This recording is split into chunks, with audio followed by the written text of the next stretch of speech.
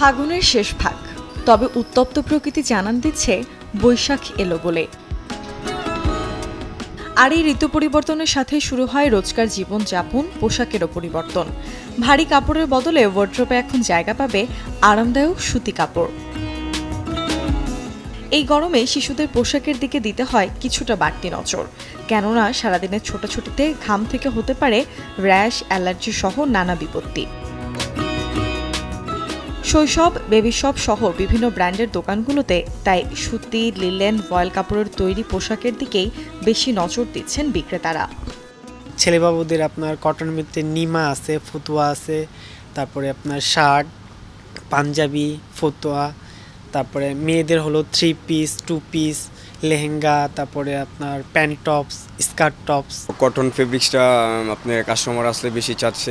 আর দ্বিতীয় কথা হলো আমাদের চায়না কিছু কটন ফেব্রিক্স আছে, চায়না প্রোডাক্টই বেশি চলছে। আর দেশীয় প্রোডাক্ট কটনগুলো ইউজ পরিমাণ নতুন কালেকশন আসছে, আমরা আস্তে আস্তে ডিসপ্লে দিচ্ছি। গরমের সাবজেক্টে যেহেতু আসে, তো আমাদের এখানে পাতলা কটনের মধ্যে গেঞ্জি বা সেন্টু গেঞ্জি, এই পাতলার উপরেই ডিপেন্ড করে, মানে একদম সফট কাপড়ের উপরেই ডিপেন্ড করে কাস্টমারের বেশিরভাগ চাহিদা কাস্টমারদের এটা। গরমের মৌসুমে মেয়ে বাচ্চাদের ফ্রক, টপস, স্কার্ট আর ছেলেদের শার্ট, প্যান্ট এবং ফতুয়ার চাহিদা থাকে সব থেকে বেশি।